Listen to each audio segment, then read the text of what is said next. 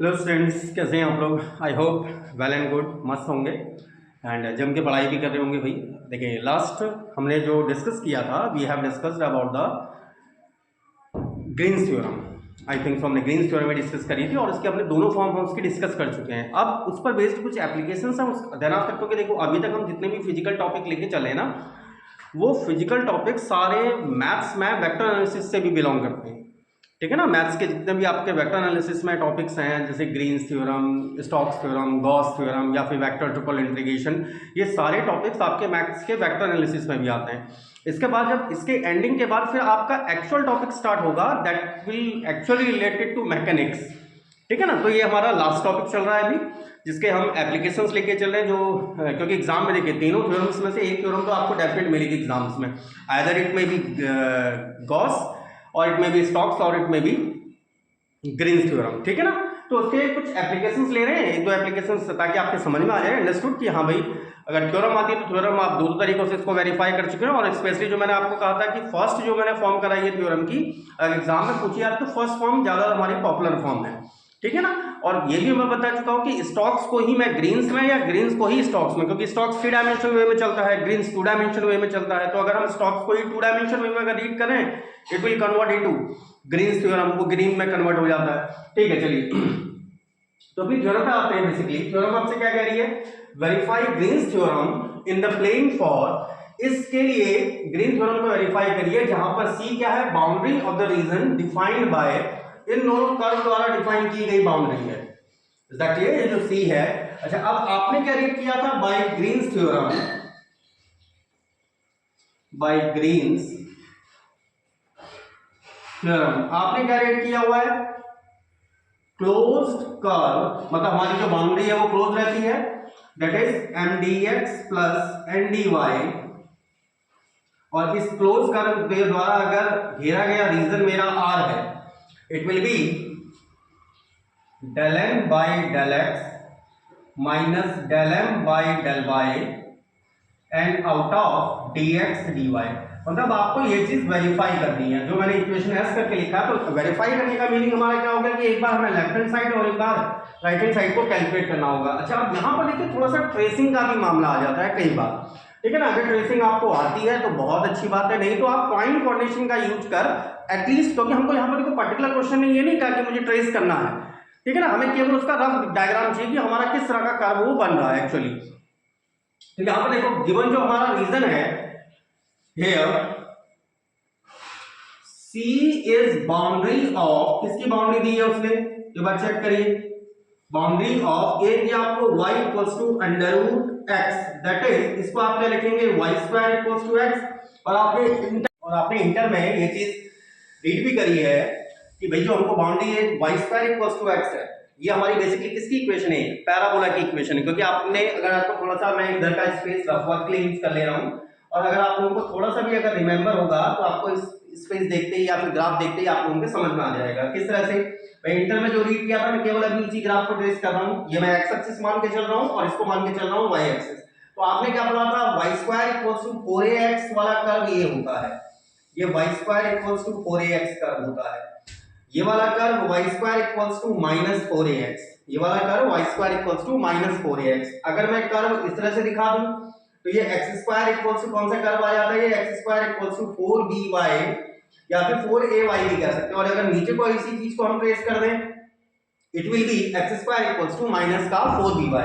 लेकिन मैंने आपसे क्या कहा? अगर आपको रिमेंबर है then it is too good, और अगर रिमेंबर नहीं भी है तब भी देखिए कोई दिक्कत की बात नहीं है। तब आप क्या कर सकते हो? इसकी ट्रेसिंग कर सकते हो। और ट्रेसिंग करने के लिए देखिए, यहाँ पर मुझे पर्टिकुलर क्वेश्चन ये तो नहीं कहा कि मुझसे भैया हमें ट्रेस करो। ठीक है ना? हमको केवल क्या चाहिए? बाउंड्री चाहिए और रीजन चाहिए। ठीक है ना? हमारा टारगेट ये है कि मुझे बाउंड्री मिल जाए और रीजन मिल जाए, ताकि हम उसकी लिमिट्स निकाल सकें। क्योंकि यहाँ मुझे लिमिट्स तो कैलकुलेट करनी पड़ेंगी, लिमिट्स हम कैलकुलेट कर पाए। तो उसके लिए आप क्या कर सकते हो? जैसे आपको ये कर्व दिया y square equals to x, भाई अगर मुझे नहीं मालूम, if I am totally unaware about the parabola, equation of parabola, मुझे नहीं पता कि भाई एक पैराबोला की इक्वेशन क्या होती है y square equals to 4ax करके, तो भी आप इसको आसानी से पॉइंट कोऑर्डिनेशन के थ्रू, पॉइंट कोऑर्डिनेशन यहां पर कहने का मतलब होता है कि आप x को कोऑर्डिनेट दो और y की वैल्यू कैलकुलेट करते रहो। जैसे मैंने x को अगर 0 दिया, y कितना आ जाएगा? It will B 0। तो मेरा पहला कोऑर्डिनेट आ गया 0 0, मतलब ये वाला कर्व 0 0 से पास होता है, फर्स्ट पॉइंट ये। अगर मैं x को 1 दे दूं इट विल आल्सो बी 1, देखो यहाँ पर 1 आ जाएगा, मतलब सेकंड पॉइंट आ गया 1 1। x को अगर 2 दे दूं तो y की वैल्यू कितनी हो जाएगी 4। तो इन पॉइंटों को आप सारे पॉइंट मतलब कौन कौन से पॉइंट मिलाते रहो, 0 0 1 1 2 4, ऐसे अगर कौन सा आ जाएगा, x को 3 दे दूंगा तो y का आ जाएगा आपका 9। इन पॉइंटों को मिलाते जाओ आपको कर्व का ट्रेस मिल जाएगा। तो पहला जो मुझे कर्व दिया था that was y equals to √x, और सेकंड कर्व दिया हुआ है आपको एंड सेकंड कर्व दिया हुआ है x² equals to y। x² equals to y देखो इसके सिमिलर है, तो आपकी मर्जी है आप उसको किसी भी तरह से ट्रेस कर लीजिए। And this space is only rough work, ठीक है, ये वाला स्पेस हमने केवल रफ वर्क लिया किया, तो आपको मेन टारगेट इसी पर करना है।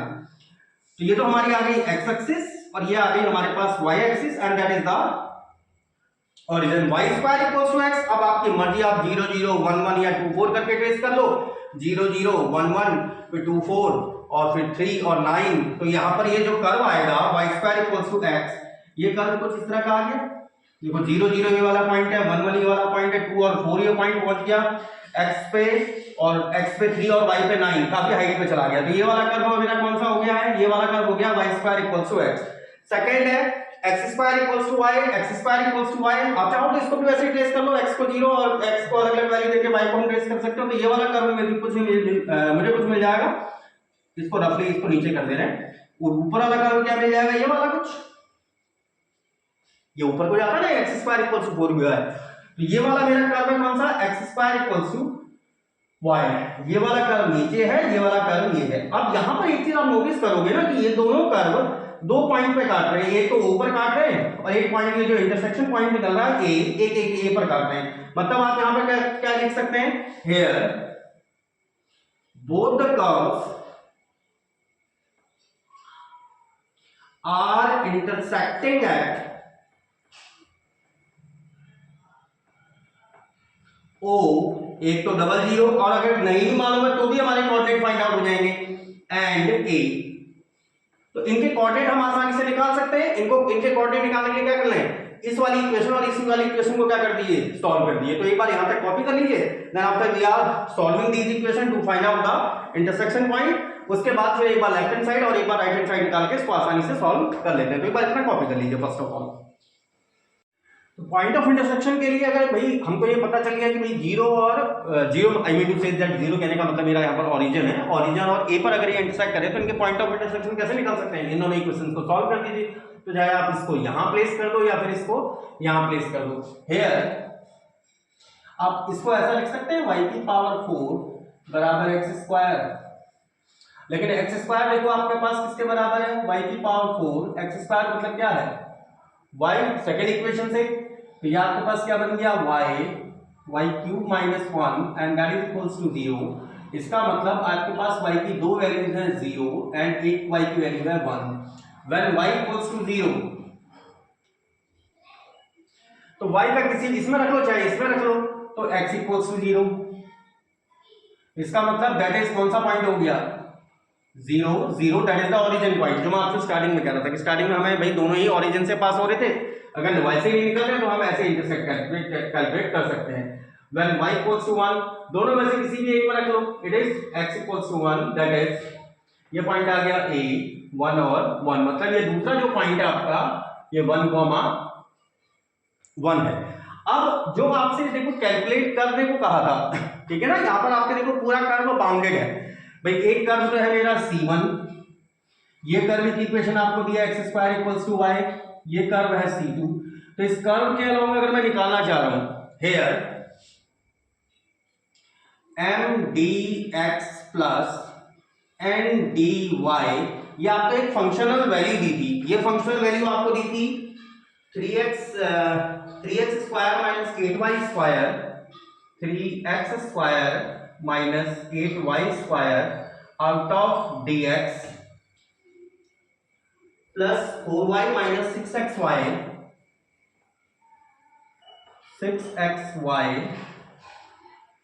And out of dy।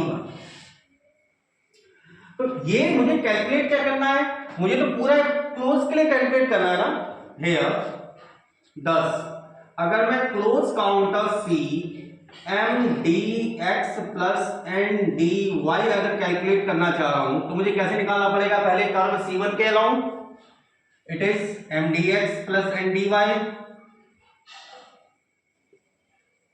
फिर कर्व C2 के अलाउंग सेम वही process M D X plus N D Y. तो ऐसा करके मेरे को एक साइड मिल जाएगी जो हमने स्टार्टिंग में इक्वेशन एस कंसीडर करी थी, इसमें जो हमारी लेफ्ट हैंड साइड थी, ठीक है ना। तो 10 लेफ्ट हैंड साइड हमारी इस इक्वेशन के बराबर है। तो यहां पर पहले आप C1 के लिए कैलकुलेट कर सकते हैं फॉर कर्व C1। अच्छा, C1 कर्व में देखो, यहां C1 कर्व ये वाला कर्व है, इस कर्व पे एक्स स्क्वायर की वैल्यू y के बराबर है, एक्स स्क्वायर की वैल्यू y के बराबर है। तो इसका मतलब आप यहां पर डिफरेंशिएट करके ऐसा लिख सकते हैं ना, 2x dx बराबर dy के बराबर होगा। मतलब dy को किससे रिप्लेस कर सकते हो? dx से हम रिप्लेस कर सकते हैं। तो यहां पर जो mdx प्लस ndy है, mdx plus ndy for curve C1 के लिए, C1 के लिए देखो ये एक्सप्रेशन क्या बन गया, 3x square minus 8y square, क्योंकि इस कर्व में C1 कर्व में x स्क्वायर की वैल्यू y के बराबर है, तो y स्क्वायर को क्या लिखेंगे? It will be x to the power 4, y square मतलब x to the power 4 out of dx plus 4y, y means again x square 6 into x into y means again x square mean to say x to the power 3, और dy के स्थान पर क्या replace आ जाएगा आपके पास? 2x and dx। तो ये value कितनी आ गई? It is 3x square 8x to the power 4 और 4 टू जा 8, x to the power 3 minus 12 x to the power 4 and out of dx। मतलब ये कर्व C1 के लिए है। So curve C1 M D X plus N D Y को आप क्या लिख सकते हैं? It can be written as 3x square minus 8x to the power 4, 8x to the power 3, 12x to the power 4 and dx। इस curve में देखो, अब आपका पूरी एंटायर लिमिट किसमें कन्वर्ट हो गई है? Entire limit is converted into x, x में कन्वर्ट हो गई। तो यहां से इस कर्व में जब आप x में वेरी करो तो x में कहां से कहां जा रहा है ये कर्व? 0 से 1, it is moving from 0 to 1। तो इसको सॉल्व कर दीजिए, it is too simple to solve. तो 3x cube upon 3, 8x to the power 5 by 5, 8x to the power 4 by 4 minus 12x to the power 5 by 5 and entire limit is 0 to 1।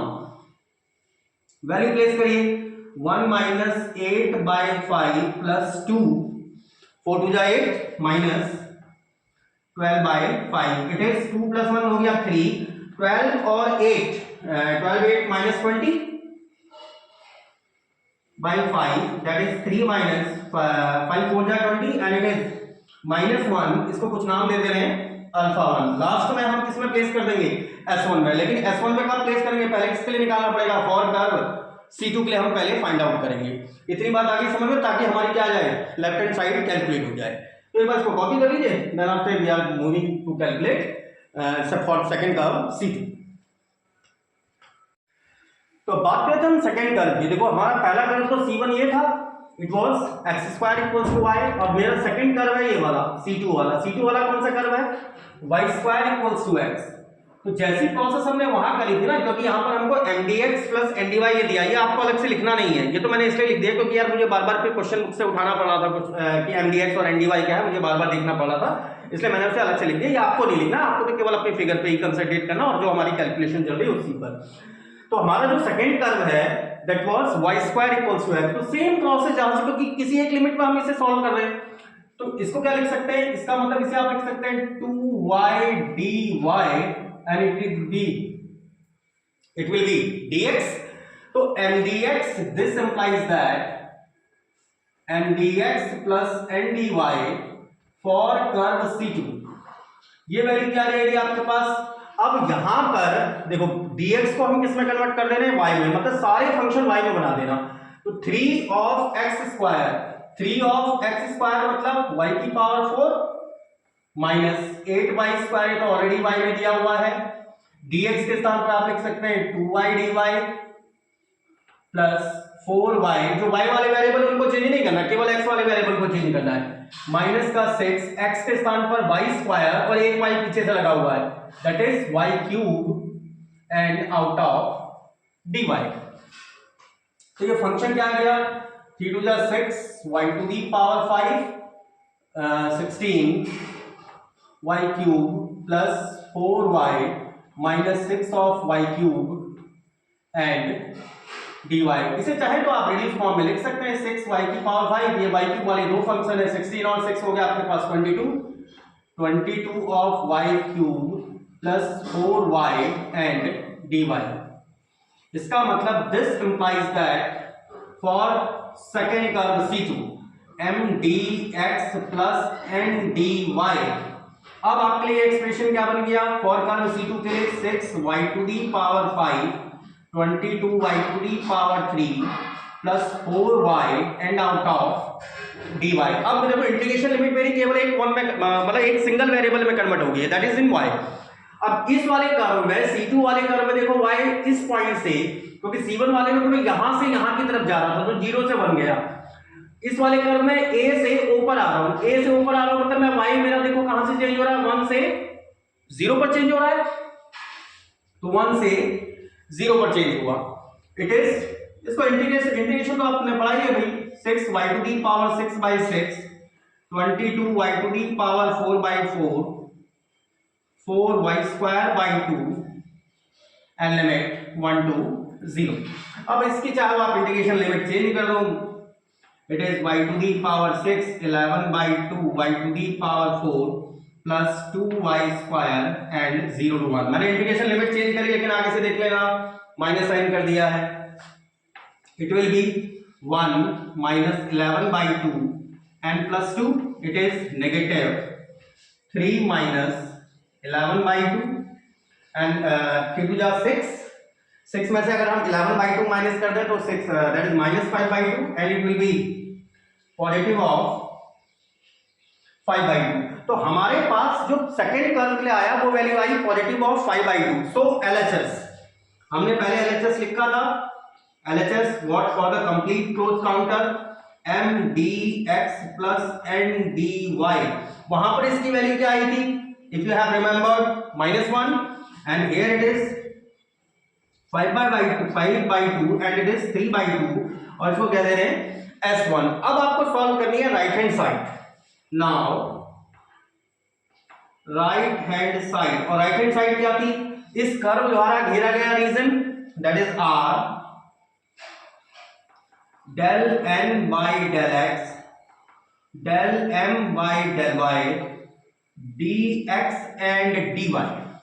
तो इसको आप क्या लिख सकते हैं, अच्छा इसको कैलकुलेट करने के लिए एक बार एक काम करते हैं, फर्स्ट ऑफ ऑल पहले n का x के रिस्पेक्ट में, क्योंकि n भी मेरे पास देखो m लेवल है ना, ये m था, इसी को मैं mdx लिख रहा था, इसको ndy, ये मेरा n टर्म के स्टैंड कर रहा था, तो del n by del x और del m by del y को अलग से कैलकुलेट करके फिर इस वैल्यू में प्लेस कर रहे हैं। तो इसको एक बार फटाफट कॉपी कर लीजिए, then we are getting on RHS।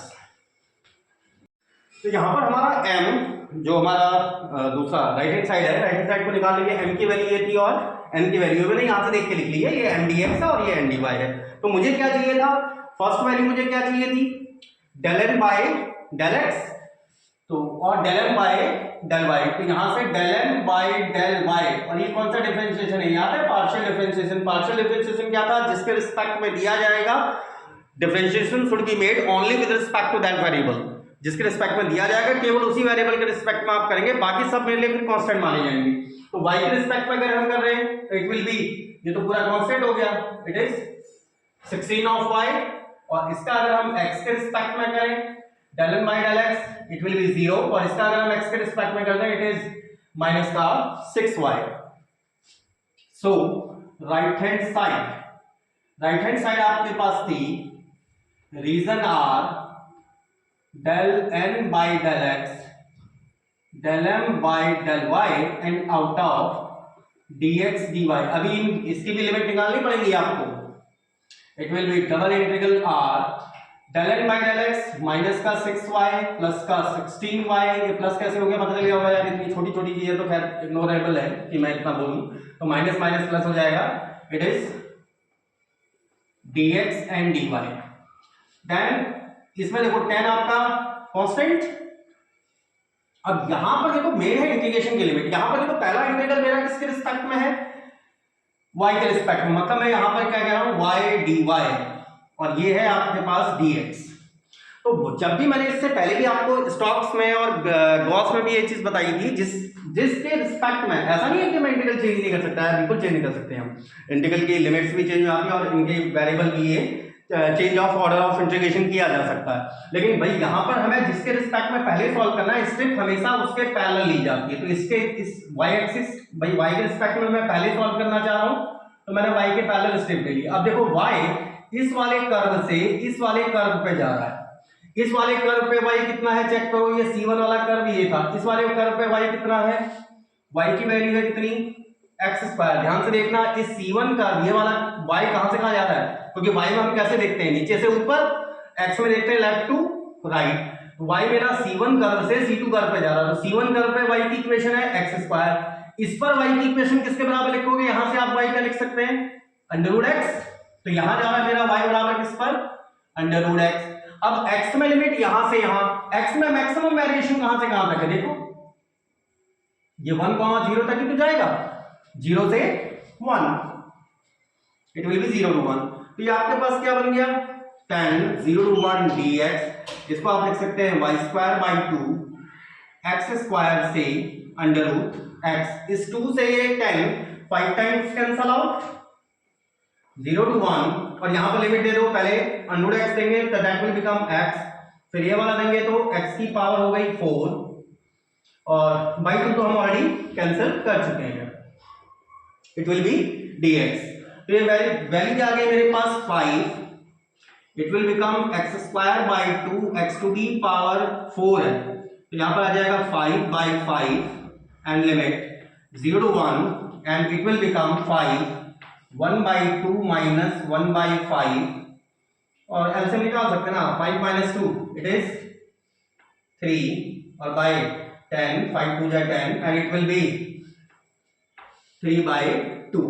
तो राइट हैंड साइड भी हमारी कितनी है, 3 बाई 2। और आपने एक चीज नोटिस करी कि लेफ्ट हैंड साइड निकालने में यार इतना देखो, पहले c1 के अलॉन्ग जाना पड़ा, फिर c2 के अलॉन्ग, इसीलिए हमारे पास पता है ये थ्योरम बेनिफिशियल है, क्योंकि जब ग्रीन्स ने या स्टॉक्स सर ने या फिर गॉस सर ने जब इन चीजों में सोचा होगा ना, उनके साथ सबसे बड़ी दिक्कत यही आई होगी कि यार भाई जब मैं इतना लंबा यार पहले c1 के अलॉन्ग जा रहा हूँ, फिर c2 के अलॉन्ग, फिर c3 के अलॉन्ग, फिर c4 के अलॉन्ग, अब यहाँ पर तो हमारे पास प्रैक्टिकल क्वेश्चन था, क्योंकि बात तो हम फिजिकल साइंस में ही करेंगे, तो इतना लंबा जाने से अच्छा कि मैं पूरे सरफेस के रिस्पेक्ट में क्यों ना ले लूं, ठीक है ना, क्योंकि चाहे हम गॉस डाइवर्जेंस की बात करें या स्टॉक्स की बात करें या ग्रीन्स की करें, तो वहां पर थ्योरम में आने का पर्पज ही ये होता है कि हम किसी भी चीज को शॉर्टर वे में सॉल्व कर सकें। चलिए ठीक है, तो यहां पर तुम्हारा राइट हैंड साइड आ गया, from S1 and S2, from S1 and S2 सीधे लिख दीजिए LHS बराबर राइट हैंड साइड या राइट RHS बराबर 3/2 है, हैंस द थ्योरम,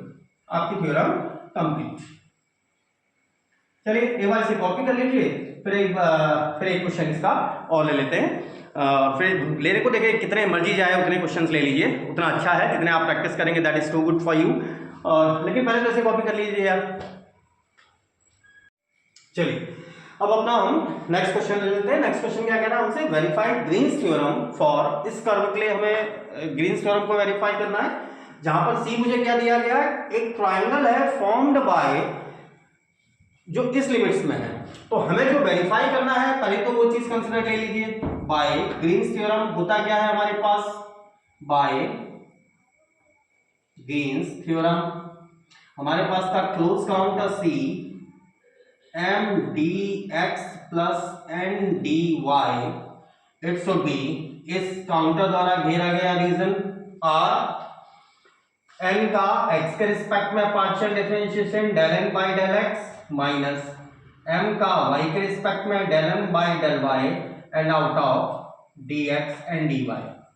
अच्छा, अब जिस रीजन की उसने मतलब मुझे इक्वेशन है इसको वेरीफाई करना, तो वेरीफाई करने का मतलब मैं आपको पहले ही बता चुका हूं, एक बार लेफ्ट हैंड साइड एक बार राइट हैंड साइड, और ये क्लोज काउंटर ही होगा, ट्रायंगल तो भाई ट्रायंगल की बाउंड्री तो क्लोज ही होती है, तो एक बार ट्रायंगल को ट्रेस कर दीजिए। ट्रायंगल इज फॉर्म्ड बाय, क्या दिया हुआ है, given triangle is formed by,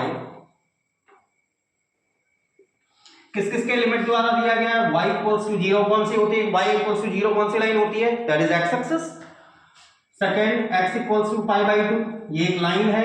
तीसरी आपको एक स्ट्रेट लाइन की इक्वेशन दी है 2 अपॉन पाई इंटू एक्स। ये देखो y बराबर, स्ट्रेट लाइन कैसे बोला, y बराबर mx, आपने जो इंटर में पढ़ी है y बराबर mx प्लस c करके पढ़ी है, तो ये y बराबर mx की ही तो फॉर्म है। तो अगर हम इस ट्राइंगल को ट्रेस करना चाहें, इजीली ट्रेस किया जा सकता है इस ट्राइंगल को। ये मैं ओरिजिन कंसीडर कर रहा हूं, it is x axis y axis. अच्छा, y इक्वल्स टू 0 कौन सी लाइन हो गई, it is y equals to 0। x equals to pi by 2 line, ये मान लीजिए पाई बाई 2 लाइन है, x equals to pi by 2 line. तो ये वाला पॉइंट कौन सा हो गया, पाई बाई 2 कॉमा 0 पॉइंट, इस पॉइंट को मैं नाम दे रहा हूं कुछ एक। तीसरा है एक y बराबर mx लाइन, और m यहां पर क्या है, tan थीटा, m हमारा क्या होता है वहां पर tan theta. Is that clear? तो y बराबर mx लाइन आ गई, ये straight line. Is that clear? और ये कौन सी लाइन है, y बराबर 2 upon pi into x line. और ये लाइन, इस लाइन को देखो कहां पर काटेगी, ये वाली लाइन क्या थी, x equals to pi by 2 line थी। ये वाली line x equals to pi by 2 line थी। अगर मैं x के स्थान पर पाई बाई 2 रख दूं ना, यहां पर देखो x के स्थान पर अगर पाई बाई 2 रख दूं तो y की वैल्यू क्या आएगी, 1। इस पॉइंट को मैं इंटरसेक्शन पॉइंट b क्या दे रहा हूं, तो ये डेफिनेटली x पे तो पाई बाई 2 है, लेकिन y पर 1 है। चाहे तो आप इस चीज को लिख भी लिख सकते हैं, सिंस y बराबर 2 upon pi into x line intersect x equals to pi by 2 line at b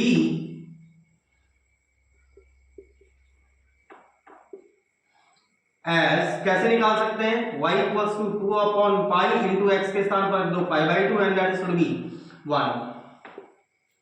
is that clear? अब ये मेरा जो काउंटर बनेगा, यहां पर देखो क्लोज काउंटर, ये काउंटर कैसे बनेगा, o से आप a पर जाओ, फिर a से b पर जाओ, देन b से वापस o पर आओ, तो हमारा यहां पर 10। आपका जो complete counter mdx plus ndy होगा, इट विल बी, पहले कर्व C1 लिखो, चाहे कर्व C1 लिख लो या फिर आप ऐसा लिख लो OA लिख लो, OA लिख लेते हैं, ठीक है ना, क्योंकि कर्व ये वाला मेरा OA दिख रहा है। It is mdx plus ndy, फिर उसके बाद देना आफ्टर, फिर A से B पर मूव करना पड़ेगा, mdx plus ndy, and then after B to O move करना पड़ेगा, and B to O mdx plus ndy, और इसको मैं अगेन s1 कह रहा हूं, और ये मेरी क्या आ गई, राइट लेफ्ट हैंड साइड। तो लेफ्ट हैंड साइड को निकालने के लिए आपको OA कर्व के अलोंग, AB कर्व के अलोंग और BO कर्व के अलोंग, तीनों के अलोंग मूव करना है। तो पहले हम ले रहे हैं अलोंग AB, ओ सॉरी OA, अलोंग O पर थे देखो 00, भाई ये तो ओरिजिन पॉइंट है, और A पर आप मूव कर रहे हो कहां पर, पाई बाई 2 कॉमा 0 पे। तो इसमें आप एक चीज नोटिस कर रहे हैं, x तो वेरी कर रहा है, x 0 से पाई बाई 2 जा रहा है, लेकिन y क्या है, एंटायरली 0 है। तो आप चाहे तो पेपर में लिखें या ना लिखें, लेकिन आपको देख के समझ में आना चाहिए, that is x is varying from, x मेरा वेरी कर रहा है, varying from 0 to pi by 2, but y equals to 0 है। इस कर्व पे y इक्वल्स टू 0 है, मतलब इस कर्व में dy की वैल्यू भी 0 होगी। तो mdx plus ndy, mdx plus ndy ये दिया हुआ है, mdx प्लस ndy, तो यहां पर निकाल सकते हैं, this implies that mdx plus ndy for OA के लिए इट इज, देखिए y तो 0 है, y 0 हो गया, तो क्या बचा, माइनस का sin x dx, cos y dy भी 0 है, तो मतलब mdx प्लस ndy की वैल्यू OA के लिए केवल माइनस का sin x और dx होगी। अब ये किसमें आ गया, मेरा एक सिंगल वेरिएबल में आ गया, x वेरिएबल में आ गया, और x में देखो कहां से कहां वेरी कर रहा था, 0 to pi by 2। It is very simple to integrate. तो एक बार ये इतना कॉपी कर लीजिए, देन उसके बाद हम इसे टॉप से सॉल्व कर ले रहे हैं। तो हमारा OA के लिए mdx प्लस ndy की वैल्यू क्या आ गई थी, माइनस का sin x dx।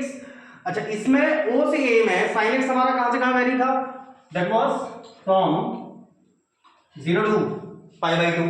तो ये वैल्यू क्या आ गई मेरे पास, माइनस में तो ऑलरेडी दिया हुआ है तो ये ऑटोमेटिकली पॉजिटिव हो गया and it will B 0 to π/2। cos π/2 आपको पता है,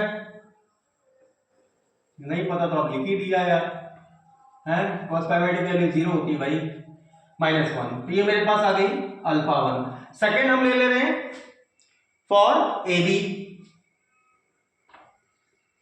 पार्ट ए दिया हुआ है आपको π/2, 0, बी दिया हुआ है π/2, 1। अब आप लोग खुद बताइए, इससे पहले भी आई थिंक मुझे ऐसा रिमेंबर कुछ आ रहा है कि मैं इस तरह के क्वेश्चन पहले करा चुका हूं।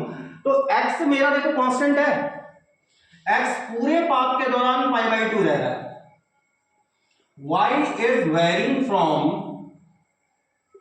y कहां से कहां वेरी कर जा रहा है, 0 to 1। अच्छा x अगर कांस्टेंट है पूरे पाथ में तो dx की वैल्यू तो 0 हो गई, इसका मतलब m dx plus n dy for path ए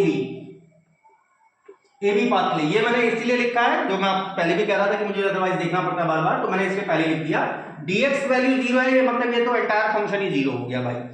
आगे बचा cos x इस पाथ में है π/2 एंड dy, cos π/2 आपको पता है 0, इसका मतलब ये तो बहुत अच्छा इंटीग्रल निकला भाई, ये से भी m dx plus n dy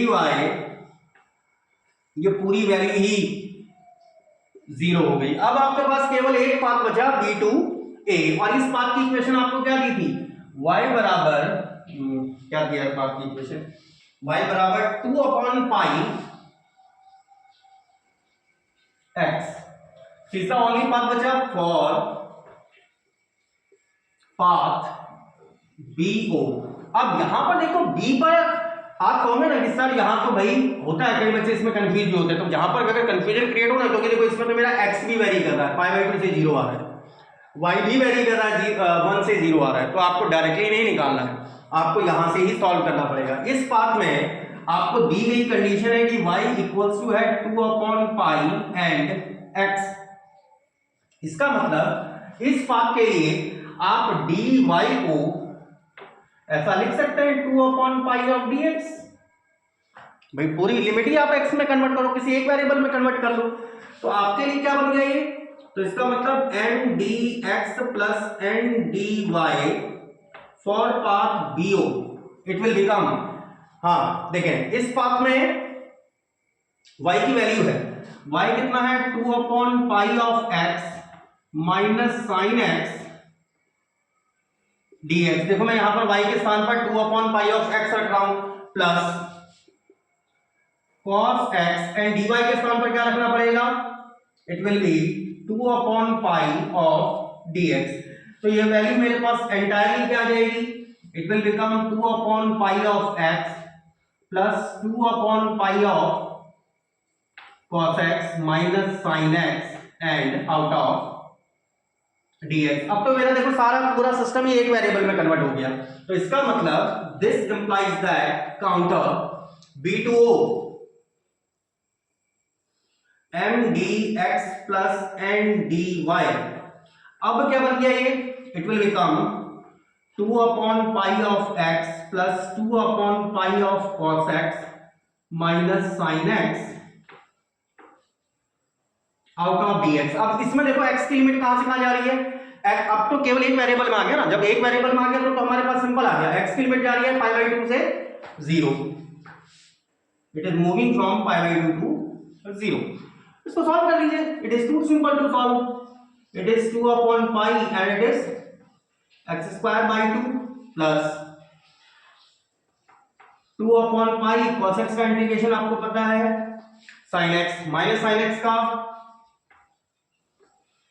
cos x and limit दी है आपको π/2 टू 0। इस 2 से ये 2 कैंसल आउट और ये आपके पास आ गया कितना, देखो इसकी लिमिट ऑफ इंटीग्रेशन चेंज कर दे, तो लिमिट ऑफ इंटीग्रेशन अगर चेंज करूंगा तो आ जाएगा x² plus 2/π of sin x plus cos x and 0 to π/2। तो बस इसको कॉपी कर लीजिए, then we are doing from the top. तो हमारे पास क्या वैल्यू आ जाएगी, तो एक बार π/2 रख दीजिए इसे, it will become minus x के स्थान पर पाई by 2 that will be pi square by 4 and pi plus 2 upon pi sine pi by 2 हमें पता है 1 होता है, cos पाई बाई 2 की वैल्यू 0 होती है। क्लियर? तो ये तो अपर लिमिट आ गई माइनस, अच्छा 0 रखेंगे तो ये भी 0 ये भी 0 और cos 0 1, और 0 की वैल्यू तो 1 होगी ना, माइनस लोअर लिमिट करी हमने, तो ये वैल्यू क्या बन जाएगी माइनस का pi by 4 plus 2 upon pi and plus 1 it is alpha 3। So हमारा जो लेफ्ट हैंड साइड था, लेफ्ट हैंड साइड क्या था, entire close contour M D X plus N D Y, it was the sum of 3 O A B and B O, तीन का सम था। इस part में हमारे पास वैल्यू आई थी, इट वाज -1, सेकंड पार्ट तो बहुत इजी था, that was 0 and third part में आ गई थी माइनस का पाई बाई 4 प्लस का 2 अपॉन पाई एंड प्लस 1, तो ये 1 तो इससे कैंसिल हो गया, तो आपके पास आ गया C M D X plus N D Y, it is minus का पाई बाई 4 एंड प्लस का 2 upon pi and that is our S1। तो ये हमारी कौन सी साइड सॉल्व हो गई है, it is our left hand side. Now right hand side, right hand side क्या था, इसी कर्व द्वारा क्लोज किया गया है, इसी कर्व द्वारा घेरा गया रीजन जो था आपका, वो वैल्यू थी double integration R del N by del X del M by del Y dx dy। अब देखो मैं यहां पर डायरेक्टली निकालने की कोशिश कर रहा हूं, अगर इससे भी किसी को कंफ्यूजन हो तो पूछ लेना। n मेरे पास देखो ये m के स्थान पर स्टैंड कर रहा था, आपको नहीं करना, ठीक है ना, ये तो मैंने रफ वर्क के लिए यूज किया है, मैं पहले ही बता चुका हूं, और ये मेरा n के स्थान पर यूज हो रहा था। तो n का x के रिस्पेक्ट में, cos x का अगर मैं x के रिस्पेक्ट में डिफरेंशिएशन कर दूं, it will B minus of sin x। इसका जो यहां का राइट हैंड साइड वाला फंक्शन है m का y के रिस्पेक्ट में करोगे तो आपके पास केवल क्या वैल्यू आएगी -1, और माइनस कैसे आई, मतलब यहां पर तो +1 आएगी लेकिन यहां रखने पर वो -1 बन गई, और आउट में आ गया dx dy। तो आपके पास ये रीजन क्या बना, it will B integral 1 plus, देखो पहला इंटीग्रल फिर से मेरा मैं dx को ले रहा हूं, second integral is for dy, मतलब मैंने आपको क्या कहा था, हम ऑर्डर ऑफ इंटीग्रेशन चेंज कर सकते हैं, लेकिन फिर हमें लिमिट, मतलब जो हम इंटीग्रेशन अगर मैं पहले y के रिस्पेक्ट में सॉल्व कर रहा हूं तो मुझे स्ट्रिप y के ही पैरेलल लेनी पड़ेगी। अब जैसे मैंने यहां y के पैरेलल वो कंसीडर करिए, तो इससे ठीक प्रीवियस क्वेश्चन में भी ऐसा ही था। तो y में तो हम कहां से कहां देखेंगे, नीचे से ऊपर की तरफ, x में देखेंगे इधर से इधर की तरफ। तो पहले y को ही लिमिट दो, इस वाली लाइन पर y की वैल्यू क्या थी 0, इस वाली लाइन पर y की लिमिट है कितनी 2 अपॉन पाई ऑफ x। अच्छा x में आ जाओ, x में यहां से यहां को देखना है, तो 0 से मैक्सिमम कहां तक जा रहा है 0 टू पाई बाई 2, तो ये वैल्यू कितनी आ गई हमारे पास -0 to pi by 2 1 plus sine x dx and dy का करेंगे it is simply y and 0 से 2 अपॉन पाई ऑफ x। तो इसको सॉल्व किया जा सकता है, 2 upon it will become minus 0 से pi by 2 1 plus sine x and 2 upon pi of x and dx।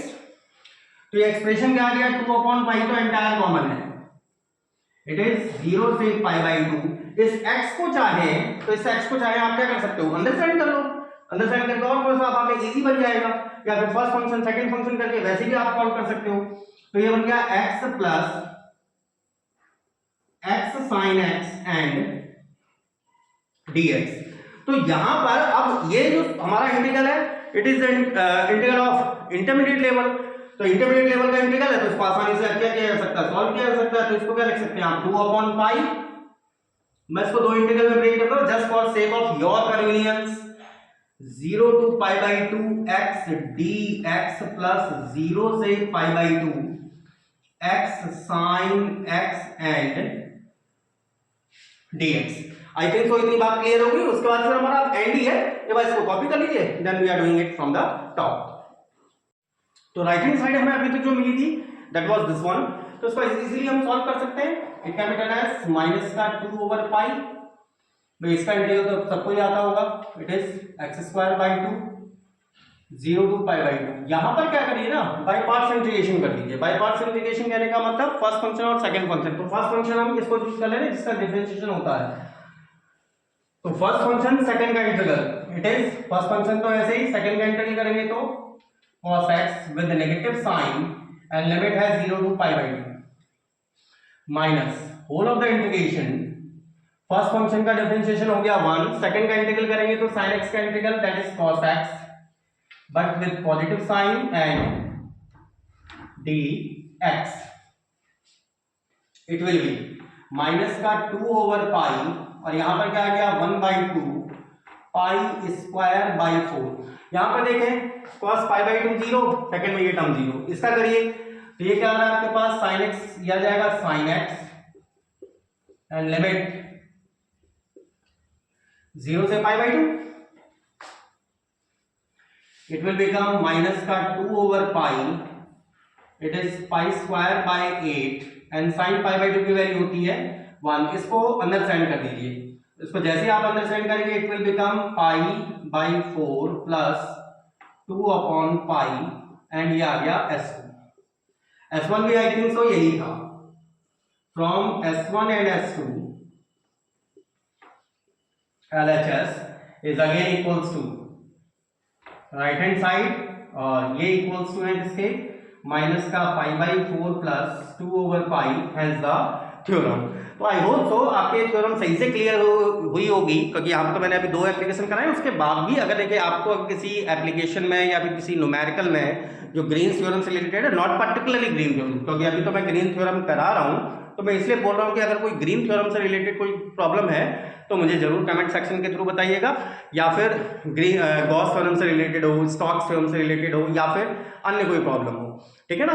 तो उस चीज़ को जरूर से करिएगा भाई, मुझे अच्छा लगता है, मैंने आपको कई बार बोल चुका हूँ भाई, आप मेहनत करें तो मुझे अच्छा लग रहा है और मैं भी मेहनत करूँ तो मुझे और अच्छा लगता है, क्योंकि देखिए लर्नर ही कभी अच्छा सीख भी सकता है। जब तक आप लर्निंग करेंगे तभी you must be a good speaker, a good learner can be a good speaker, तभी वो अच्छा एक स्पीकर भी बन पाएगा। तो आप मुझसे पूछे उस बारे में जरूर। और आज के लिए लेक्चर सफिशिएंट करते हैं एंड बी हैप्पी, एंजॉय करिए लाइफ को, मस्त रहिए, खुश रहिए, अच्छा लगता है तो लाइक शेयर एंड सब्सक्राइब करिए। Be happy dears, good bye.